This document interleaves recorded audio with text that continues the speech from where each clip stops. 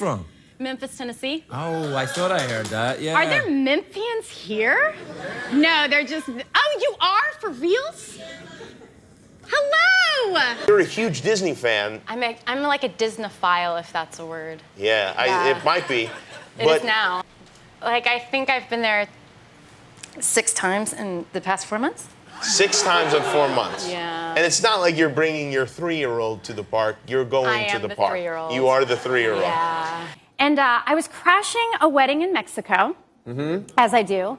And Justin called me, and I had had a few too many mojitos. And I was like, I'm in Mexico, you should come, Olay. And I didn't think anything of it. And the next morning he calls me, and we're not like everyday talkers on the phone. Sure. So I answered, I was like, you know, and it was like long distance in Mexico. I'm like, is everything okay? I just want to make sure. He was like, yeah, I need a place to stay. And I was like, oh, okay, where are you going? And he said, Mexico. And I was like, I'm in Mexico.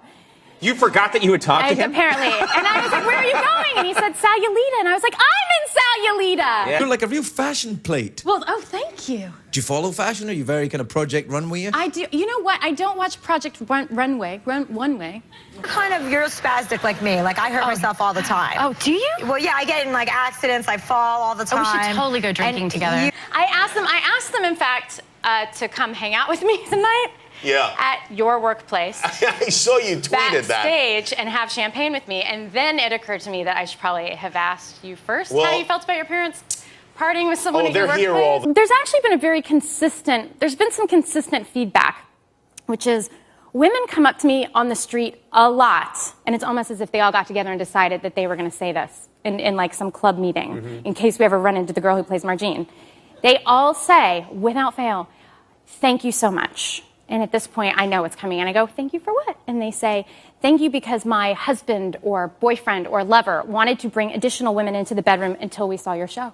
Last week, I fell out of a chair, and I wasn't rocking in the chair, and I wasn't reaching for anything. I just fell. She's got an 11-year-old kid. Do you have a dog? I have, well, there's horses and donkeys and wolves. What happens in Club 33? Okay, so here's what happens. It's Walt Disney's, which I think he hung the moon. It's Walt Disney's private dinner club, and it's the only place you can drink on the Disney property. Oh, I see.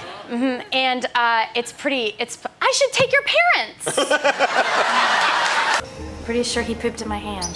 And I think the original idea was that we weren't going to cast dwarves because it would be very obvious to the gal playing, like to the Snow White character, that she was surrounded by 7 dwarves. And isn't that a crazy coincidence that people think that she's Snow White and that her best friends are these 7 dwarves? So there are 7 normal size, like Tom Cruise size actors. Yes, they didn't come because...